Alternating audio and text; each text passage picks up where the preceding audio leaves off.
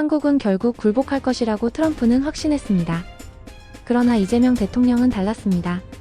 그는 협상 테이블에서 단 한 번도 미소를 잃지 않았습니다. 트럼프가 숫자를 던질 때 이재명 대통령은 시간을 계산했습니다. 트럼프가 협박을 쏟아낼 때 그는 국민의 신뢰를 쌓았습니다. 한쪽은 분노로 외쳤고 한쪽은 침묵으로 답했습니다. 그리고 그 침묵이 세상을 흔들었습니다. 워싱턴은 혼란에 빠졌고 서울은 준비된 방패로 역습했습니다. 결과는 누구도 예상하지 못했습니다. 트럼프는 졌습니다. 그러나 패배의 이유를 끝내 이해하지 못했습니다. 도대체 무슨 일이 있었던 걸까요? 청와대에서 나온 단 한마디가 판을 뒤집기 시작했습니다. 저는 리처드 하퍼, 22년간 방산과 안보 분야를 분석해온 영국 출신 애널리스트입니다. 평생 숫자와 데이터 뒤에 숨어 냉정하게 세계 정세를 바라봐왔죠. 그런데 그날 워싱턴에서 목격한 광경은 제 모든 계산을 무너뜨렸습니다. 비공개 브리핑룸 안 대형 스크린에 펼쳐진 지도 위에 한반도가 붉은 원으로 둘러싸여 있었어요. 타거 코리어라고 적힌 표기 아래로 트럼프 진영이 준비한 문서가 놓여 있었습니다. 연 수십조 원대 분납안이라는 이름의 협박장이었죠. 동맹이 이 정도로 노골적일 줄은 몰랐습니다. 브리핑을 진행하는 관계자의 목소리가 차가웠어요. 한국 금융시장은 이미 흔들리기 시작했고 보수 언론들은 굴복 압박을 쏟아내고 있었습니다. 모든 게 계획대로 흘러가는 듯했죠. 그런데 서울에서 날아온 반응은 달랐습니다. 청와대 브리핑룸에서 쏟아지는 플래시 세례 속 차분하지만 단호한 목소리가 울려 퍼졌어요. 관세 협상 쉽지 않다. 그 한마디가 칼날처럼 들렸습니다. 굴복이나 협상 재개 같은 뻔한 답변 대신 쉽지 않다는 표현이 나온 거예요. 이건 거절도 수용도 아닌 완전히 다른 차원의 메시지였습니다. 브리핑룸 분위기가 순식간에 바뀌었죠. 시장은 더욱 긴장했지만 국민 여론에서는 묘한 버텨라는 결집이 시작됐습니다. 저는 그 순간을 놓치지 않고 기록했어요. 며칠 후 공개된 내부 회의 자료가 더욱 충격적이었습니다. 관세 충격 대비 산업 직접 지원 시뮬레이션 결과가 대형 스크린에 떠올랐죠. 적색과 청색으로 나뉜 비교 그래프를 보며 저는 깨달았습니다. 관세를 수용하는 것보다 정부 지원과 시장 다변화가 10배나 효율적이라는 계산이 나와 있었어요. 돈으로 막을 수 있다면 왜 굴복을 해야 합니까? 동시에 흘러나온 소식이 더욱 의미심장했습니다. 주한미군 역할 축소 루머가 확산되기 시작한 거예요. 작전도 상공사진에서 미군 배치선이 희미해지는 게 보였습니다. 자주국방이라는 키워드가 급부상하기 시작했죠. 빈자리의 전략은 누가 채우나라는 생각이 들었습니다. 그런데 한국은 이미 답을 준비하고 있는 것 같았어요. 저는 회의록 여백에 만년필로 적었습니다. 이번엔 다르다. 한국이 물러서지 않는다. 잉크 자국이 번지면서 손끝이 미세하게 진동하는 걸 느꼈죠. 제 시각이 냉소에서 호기심으로 바뀌는 순간이었습니다. 그날 밤 한국 관련 자료를 다시 뒤져봤어요. 과거 경제 위기 때마다 보여준 독특한 대응 패턴들이 눈에 들어왔습니다. 외환위기 때는 금 모으기 운동으로, 글로벌 금융위기 때는 신속한 부양책으로 위기를 기회로 바꿔왔더군요. 보수와 진보 언론의 헤드라인이 극명하게 갈렸습니다. 재계와 노동계가 긴급 간담회를 열었고 K방산 수출 포트폴리오 브리핑 자료가 돌아다니기 시작했어요. 주한미군 역할 변화 루머에 대한 팩트체크 회의도 연일 이어졌습니다. 시장 개장 종소리와 함께 흔들리는 호가창을 지켜보면서 저는 확신했습니다. 이건 단순한 관세 분쟁이 아니에요. 한국이 준비해온 뭔가 더 큰 그림의 시작점이었습니다. 저 결기는 무엇에서 오는가라는 궁금증이 머릿속을 가득 채웠어요. 22년간 봐온 수많은 국가들 중에서 이런 반응을 보인 곳은 거의 없었거든요. 대부분 협박 앞에서 굴복하거나 감정적으로 맞서다 무너지곤 했습니다. 하지만 한국은 달랐어요. 감정도 굴복도 아닌 계산된 버팀을 선택한 거였습니다. 한국은 위기를 설계도 위에 올려놓았습니다.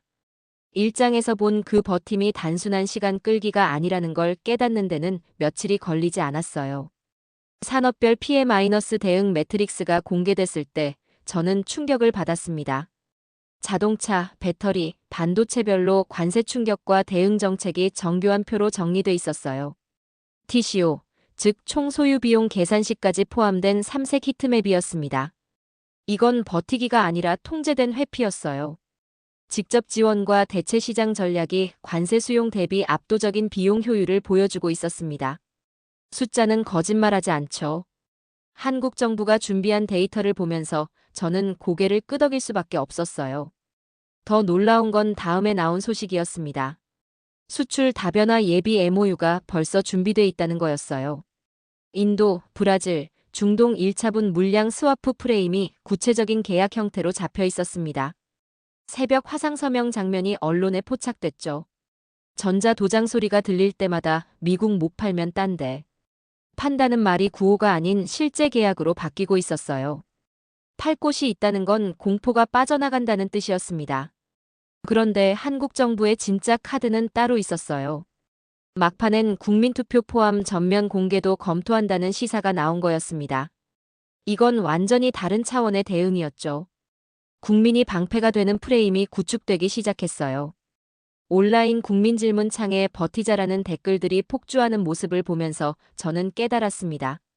정치가 여론을 뒤따라가는 게 아니라 여론과 계약을 맺고 있다는 걸 말이에요. 국민에게 기댄 국가는 드뭅니다. 대부분의 정부는 국민을 설득하려 하거나 국민의 눈치를 보죠.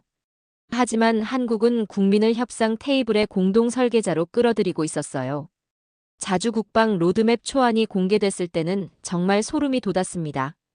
미사일, 방공, 지휘통제 국산화 타임라인이 구체적인 도면과 함께 나와 있었어요. 푸른 실선으로 그어진 계획표를 보면서 저는 확신했습니다. 동맹의 공백을 우리 손으로 메우는 청사진이 이미 완성돼 있었던 거예요. 빈틈은 계획으로 봉합된다는 걸 보여주는 명확한 증거였습니다. 테스트 장면의 진동음이 저녁 하늘을 가르는 걸 들었을 때 제 모든 회의가 쏟아져 나갔어요. 저녁 하늘을 가른 시험 발사음이 나의 회의를 쏟아냈습니다. 저는 노트에 적었습니다. 버팀은 지연이 아니라 대체다. 한국에 대한 존중이 시작된 순간이었어요. 인도 항만 드론 뷰가 언론에 공개됐습니다. 브라질 현지 딜러 인터뷰도 나왔고 국방과학연구소 브리핑룸의 모습도 볼 수 있었어요. 국민 온라인 청원판 실시간 그래프가 실시간으로 상승하는 모습, 수출항 컨테이너 라벨 클로즈업까지. 그들의 플랜 B는 실제 시장 이름을 가지고 있었습니다.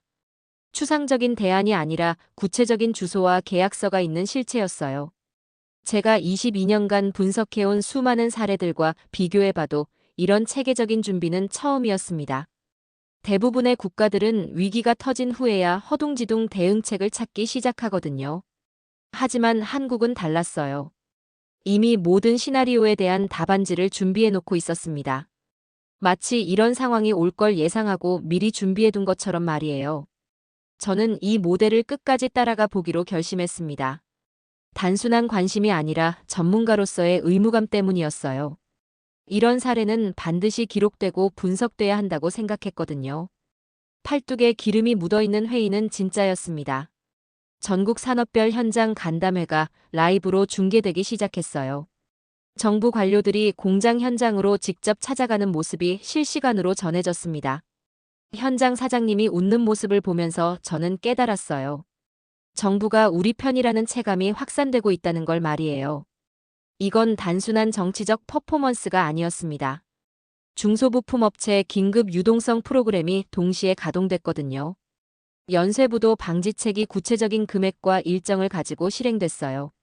줄도산의 공포가 멎었습니다. 숫자로 확인할 수 있는 변화였죠. 신용도 지표가 안정되기 시작했고 금융기관들의 대출 심사 기준도 완화됐어요. 가장 인상적이었던 건 예비군, 민방위 체계와 연계한 방산 채널 홍보였습니다. 방산 브리핑에서 군복보다 눈부신 건 시민의 질문이었어요. 국민 마이너스 방산 마이너스 수출이 하나의 연결고리로 묶이는 순간이었습니다.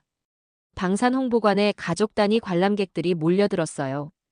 아이들이 국산 무기 모형 앞에서 사진을 찍고 어른들은 설명서를 꼼꼼히 읽어보는 모습이 인상적이었습니다. 국가가 하나의 기계처럼 움직이고 있다는 느낌이 들었어요. 금융권 환해지 패키지도 동시에 발표됐습니다. 은행 본부 환해지 콘솔 화면에서 실시간으로 리스크가 관리되는 모습을 봤어요. 환율 리스크 방어가 숫자로 확인되는 순간이었습니다. 숫자까지 방패가 되고 있었어요. 우리는 계산했고, 그래서 두렵지 않았다는 확신이 들었습니다. 공장 라인 소음이 묘사된 뉴스 리포트를 들으면서 저는 생각했어요. 이런 디테일한 현장감까지 전달하는 정부를 본 적이 있나 하고 말이에요. 대부분의 정부는 브리핑룸에서 발표문만 읽어주곤 하거든요. 중소기업 대표 인터뷰에서 나온 말이 특히 기억에 남습니다. 처음엔 걱정했는데 지금은 오히려 기회가 될 것 같다는 거였어요. 위기가 기회로 전환되는 순간을 목격하고 있었습니다. 국회 야간 세션 조명이 새벽까지 켜져 있는 모습도 상징적이었어요. 정치인들이 밤을 새워가며 대책을 논의하는 모습이 국민들에게 전달됐습니다. 진정성이 느껴지는 장면이었죠. 저는 그날 밤 새로운 기록을 남겼습니다. 나는 이 이야기를 세계에 전하겠다. 목격자에서 증언자로 역할이 바뀌는 순간이었어요. 국가란 결국 함께 버티는 사람들의 다른 이름이라는 걸 깨달았습니다. 한국에서 보고 있는 건 정부와 국민이 하나의 팀이 되어 움직이는 모습이었어요. 다른 나라들과 비교해보면 더욱 명확해집니다. 위기 상황에서 정부는 보통 국민을 설득하려 하거나 국민은 정부를 원망하곤 하죠. 하지만 한국에서는 정반대 현상이 일어나고 있었어요. 정부가 먼저 구체적인 대안을 제시하고 국민이 그걸 믿고 따르는 선순환 구조가 만들어진 거였습니다. 신뢰가 숫자로 증명되고 그 숫자가 다시 신뢰를 만들어내는 구조였어요. 22년간 방산 분야를 지켜보면서 이런 국민 마이너스 정부 마이너스 산업의 삼각 연대는 처음 봤습니다. 보통은 이해관계가 충돌하거나 각자 도생하기 마련인데 한국에서는 완전히 다른 그림이 그려지고 있었어요. 저는 확신했습니다. 이 모델이 성공한다면 세계 각국이 벤치마킹하려 할 거라고 말이에요. 위기 대응의 새로운 패러다임이 한반도에서 만들어지고 있었거든요. 침묵은 도망이 아니라 포격전 재장전이었습니다. 친미 성향 기득권층의 공세가 시작됐어요. 한미동맹 파탄이라는 프레임을 앞세워 정부를 압박하기 시작한 거였습니다. 보수 언론들이 특집 시리즈를 내보내며 여론 분열을 시도했죠. 정말 고립일까라는 의심이 들기 시작했어요. 22년간 국제 정세를 지켜본 경험으로 봐도 동맹국과의 갈등은 항상 위험한 게임이었거든요. 대부분의 경우 작은 나라가 먼저 굴복하곤 했습니다. 외교 루머가 확산되기 시작했어요. 주한미군 단계적 감축설이 기정사실인 양 돌아다녔습니다. 빈자리의 무게가 느껴지기 시작했죠. 논설위원들의 라디오 토론에서는 미군 없는 한반도라는 공포 시나리오가 반복됐어요. 합참 브리핑에서 포인터가 움직이는 모습을 보면서 저는 긴장했습니다. 지도에서 빠진 깃발들이 눈에 들어왔거든요. 하지만 동시에 야간 공장들이 풀가동되는 항공샷도 볼 수 있었어요. 지도에서 빠진 깃발은 공장에서 켜진 불빛으로 대체되고 있었습니다. 대통령의 침묵 전략이 눈에 띄기 시작했어요. 감정적인 반박이나 설명 대신 필요한 데이터만 차분히 공개하는 방식이었습니다. 말이 적을수록 메시지는 선명해진다는 걸 보여주는 사례였죠. 시민토론회에서 동맹과 자주라고 적힌 손피켓들이 등장했어요. 국민들 스스로가 이 문제를 진지하게 고민하기 시작한 거였습니다.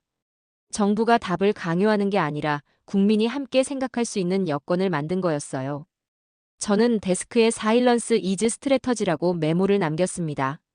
침묵이 전략이라는 걸 깨달은 순간이었어요. 프레임은 소리 컸고 데이터는 묵직했습니다. 언론의 시끄러운 공세에 비해 정부가 내놓는 통계와 계획은 훨씬 더 설득력이 있었어요. 계산은 진실을 배신하지 않는다는 확신이 들었습니다. 유럽식 안보 레퍼런스와 한국식 자주 모델 사이에서 저는 흔들렸어요. 유럽에서는 보통 미국과의 관계 악화를 최대한 피하려고 하거든요. 하지만 한국은 완전히 다른 접근을 하고 있었습니다. 내 확신은 통계표의 맨 아래 합계를 보며 돌아왔습니다. 숫자가 거짓말하지 않는다는 걸 다시 한번 확인한 거였어요. 감정이나 추측이 아니라 계산된 결과를 믿기로 했습니다. 의심은 기록하되 결론은 현장에서 내린다고 다짐했어요. 멀리서 추측하는 것보다 직접 확인하는 게 더 정확하다는 걸 경험으로 알고 있었거든요. 지금은 체스를 둘 시간이라는 생각이 들었습니다. 감정적으로 반응할 때가 아니라 한 수 한 수 신중하게 계산해야 할 때였어요. 한국 정부의 대응을 보면서 저는 깨달았어요. 이들이 단순히 버티는 게 아니라 상대방의 다음 수를 예측하고 있다는 걸 말이에요. 마치 체스 고수가 여러 수 앞을 내다보듯이 말입니다. 친미 기득권의 공세도 예상된 시나리오 중 하나였을 거라는 생각이 들었어요. 정부의 침착한 대응을 보면 이미 준비된 수순 같았거든요. 보수 언론의 특집 시리즈도 마찬가지였어요. 오히려 이런 공세가 나올수록 정부의 데이터 중심 대응이 더욱 돋보였습니다. 감정 대 이성의 구도가 만들어진 거였죠. 저는 확신했습니다. 이 게임에서 이기는 쪽은 마지막까지 냉정함을 유지하는 쪽일 거라고 말이에요. 그리고 지금까지의 흐름으로 봐서는 한국 쪽이 더 유리해 보였어요. 바다는 중립이었고 그 중립이 우리 편이 됐습니다.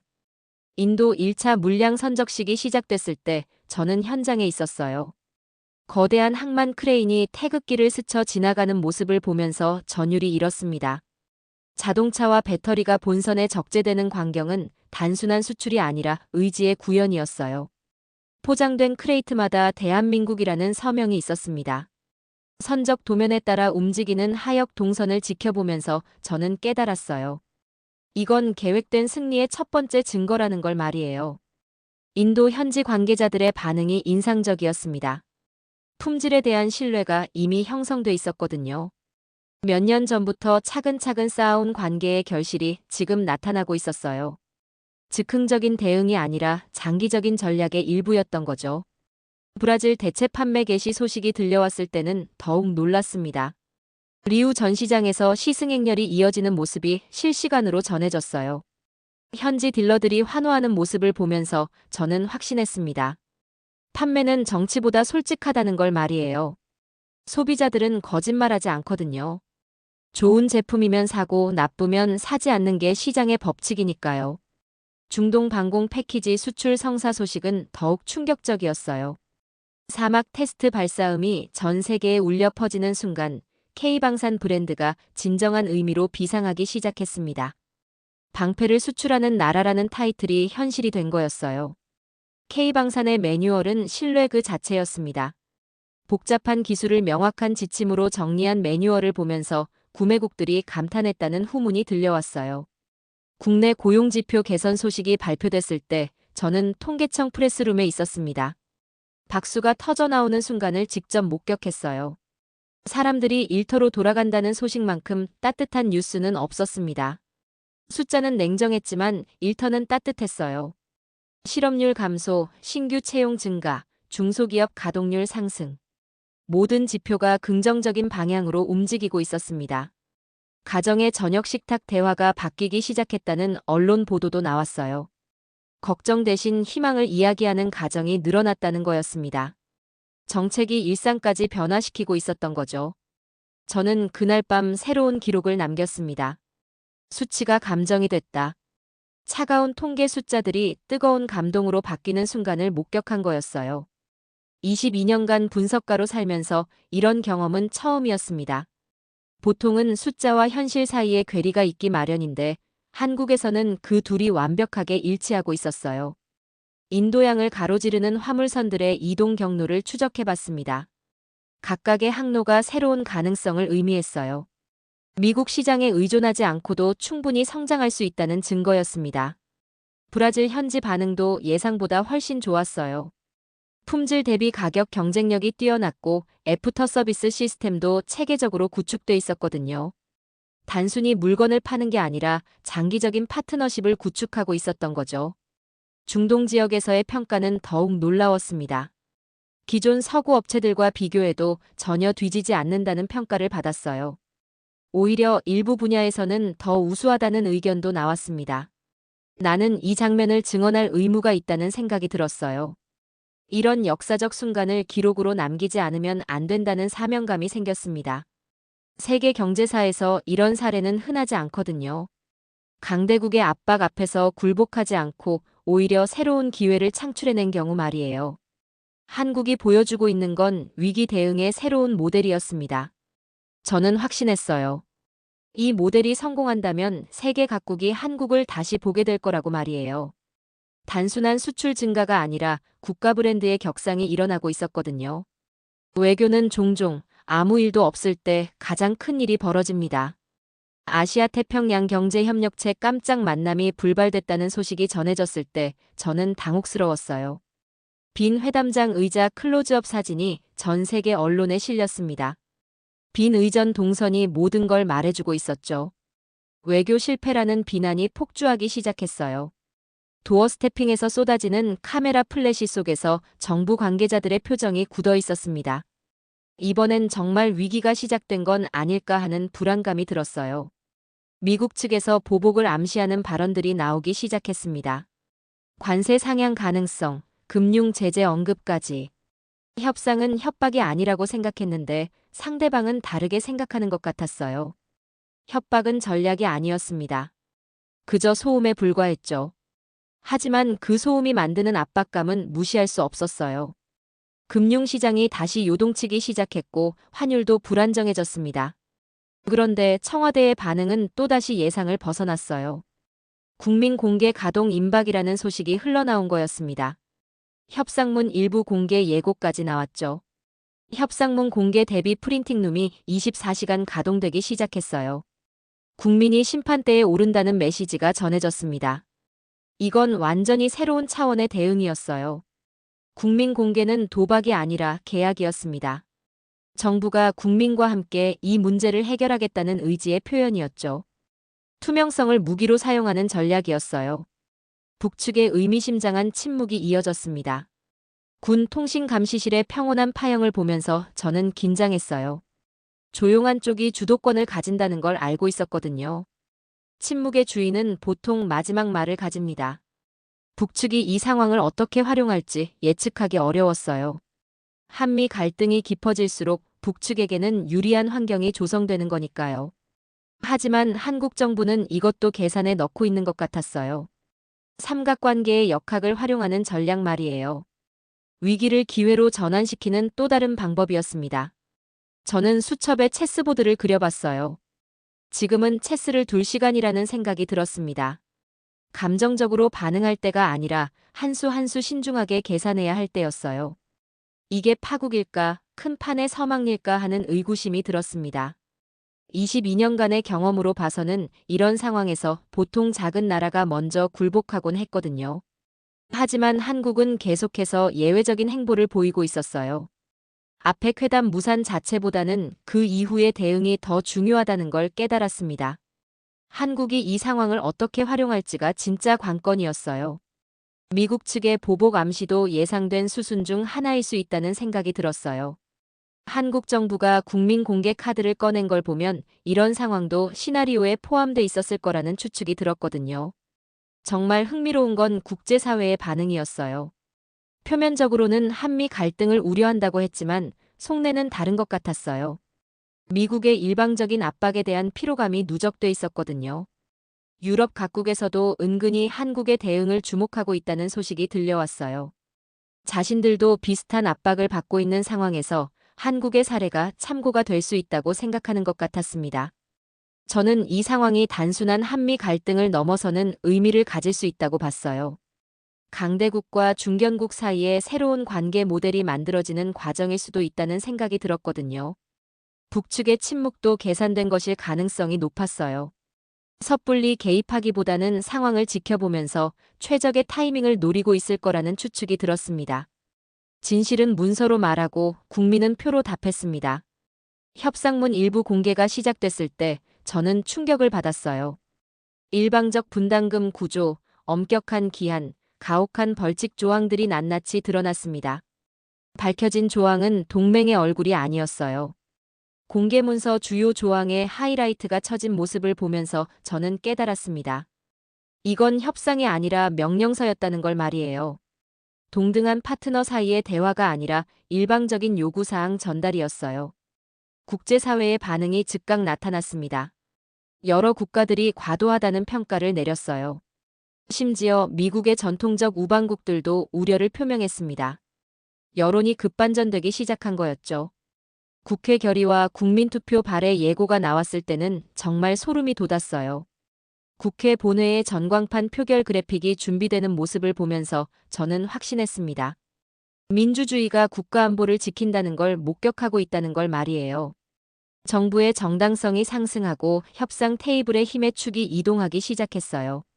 동시다발 다변화 조치 발표는 더욱 인상적이었습니다. 인도와 브라질 추가 물량, 동유럽 신규 라인 인수까지. 미국 외에도 판다는 게 단순한 구호가 아니라 실제 구조가 됐어요. 항만 추가 선적 드론샷이 밤에 촬영된 걸 봤습니다. 24시간 쉬지 않고 움직이는 물류의 흐름이 장관이었어요. 수출은 길을 스스로 뚫고 있었습니다.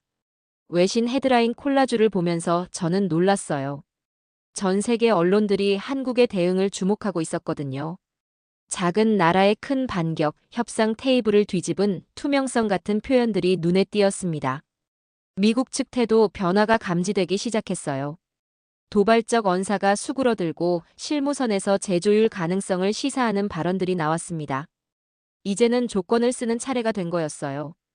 동맹은 선택이며 자주는 시스템이라는 걸 확인할 수 있었습니다. 한국이 보여준 건 의존이 아니라 상호 존중에 기반한 새로운 동맹 모델이었어요. 우리는 협상의 손님이 아니라 공동 설계자가 됐습니다. 일방적으로 받아들이기만 하던 위치에서 함께 만들어가는 위치로 격상된 거였죠. 저는 음성 메모에 K모델 노터드라고 남겼어요. 한국 모델이라고 부를 만한 독특한 위기 대응 방식이 완성되고 있다는 확신이 들었거든요. 버틴 시간은 잃은 시간이 아니라 준비한 시간이었습니다. 그동안 한국이 한 건 단순히 시간을 끄는 게 아니라 대안을 구축하는 일이었어요. 국민 공개 전략의 효과가 예상보다 훨씬 컸습니다. 투명성이 외교적 무기가 될 수 있다는 걸 증명한 사례였어요. 숨기려 하지 않고 오히려 공개함으로써 주도권을 잡은 거였습니다. 협상문 공개로 드러난 내용들을 보면서 국제사회도 미국의 접근 방식에 대해 재고하기 시작했어요. 동맹이라는 이름으로 포장된 일방적 요구가 과연 정당한가에 대한 의문이 제기된 거였습니다. 한국의 다변화 전략도 단순한 대안 마련을 넘어선 의미를 가졌어요. 글로벌 공급망의 새로운 축을 만들어내고 있었거든요. 미국 중심의 단일 축에서 벗어나 다극화된 구조를 만드는 일이었습니다. 저는 나는 오늘 한국을 다시 배웠다고 기록했어요. 22년간 분석해온 한국에 대한 기존 인식이 완전히 바뀐 날이었습니다. 이전까지는 한국을 미국과 중국 사이에서 줄타기하는 중견국 정도로 봤어요. 하지만 이번 사건을 통해 한국이 훨씬 더 주체적이고 전략적인 국가라는 걸 깨달았습니다. 특히 국민과 정부가 하나가 되어 움직이는 모습은 다른 나라에서 쉽게 볼 수 없는 광경이었어요. 민주주의가 국력의 원천이 될 수 있다는 걸 보여주는 사례였습니다. 지도는 변하지 않았지만 의미는 바뀌었습니다. 예상 밖의 북미 물밑합의 소식이 들려왔을 때 저는 전율했어요. 긴장 완화와 경제협력 예비 프레임이라는 표현 속에 한국 채널 개입이 확인됐습니다. 한국이 중재의 실무였다는 사실이 드러난 거였어요. 이건 완전히 새로운 차원의 외교였습니다. 한국이 단순히 미국과 북한 사이에 끼인 위치가 아니라 두 나라를 연결하는 핵심 고리 역할을 하고 있었던 거예요. K자주국방 선언이 발표됐을 때는 정말 놀랐어요. 방공, 지휘통제, 유도무기 중간 목표 조기 달성이 공식 발표된 거였습니다. 방패를 스스로 벼렸다는 표현이 현실이 된 순간이었죠. 합참 통제실의 잔잔한 파형을 보면서 저는 감동했어요. 긴장이 아니라 안정이 느껴지는 파형이었거든요. 자주 국방 능력이 실제로 구축되면서 오히려 평화가 더 견고해진 거였습니다. 브릭스와 글로벌 사우스 협력 로드쇼가 시작됐어요. 한국 인도 브라질 삼각 공급망 발표를 보면서 저는 확신했습니다. 우리는 시장을 창조했다는 걸 말이에요. 인도 브라질 장관급 합동 브리핑 포디움에서 나온 발표 내용은 기존 질서에 대한 완전한 도전이었어요. 미국 중심의 단일 공급망에서 벗어나 다극화된 새로운 구조를 만들어낸 거였습니다. 동맹 재정의 연설이 국제포럼에서 천명됐을 때 박수 파도가 일었어요. 동맹은 굴종이 아니라 상호 존중이라는 선언이 전 세계에 울려 퍼졌습니다. 존중이야말로 최강의 억지라는 진리를 확인한 순간이었어요. 힘으로만 유지되는 관계는 언젠가 한계에 부딪히지만 상호 존중에 기반한 관계는 지속 가능하거든요. 새 동맹의 철칙이 만들어진 거였습니다. 존중 없인 거래도 없다는 원칙이 확립된 거예요.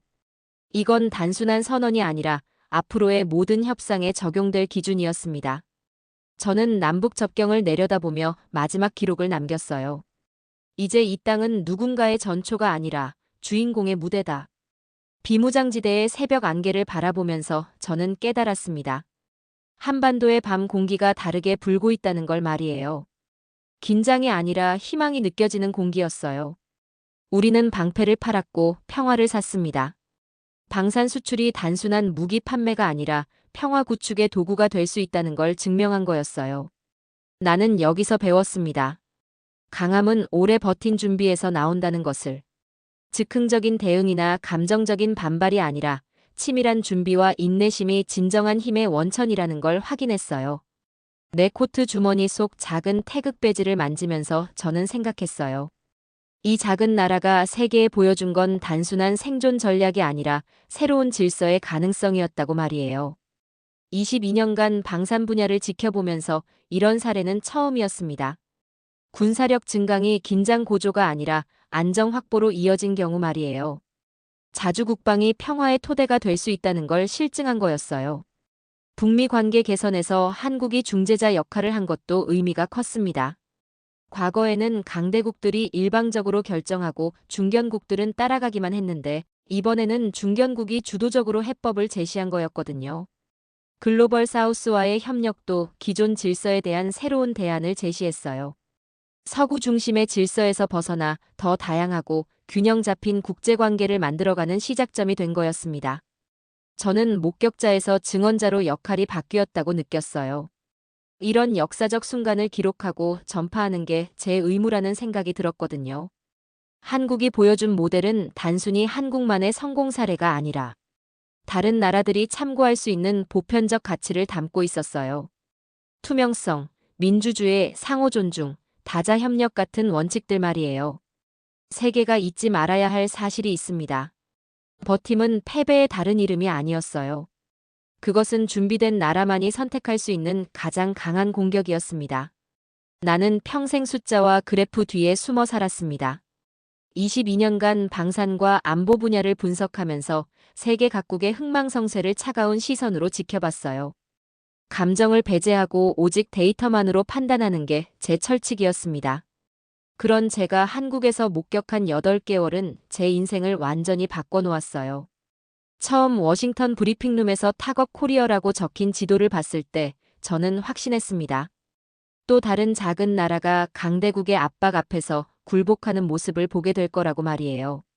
연 수십조 원 분남 요구라는 협박장 앞에서 한국이 버틸 수 있을 거라고는 전혀 생각하지 못했거든요. 하지만 청와대에서 나온 쉽지 않다는 한마디가 모든 걸 뒤집기 시작했습니다. 그 순간부터 저는 완전히 다른 차원의 게임을 목격하게 됐어요. 한국은 단순히 버틴 게 아니었습니다. 시간을 샀고 그 시간으로 기적을 만들어냈어요. 산업별 피해- 대응 매트릭스가 공개됐을 때 저는 깨달았습니다. 이들이 즉흥적으로 대응하는 게 아니라 이미 모든 시나리오를 계산해놨다는 걸 말이에요.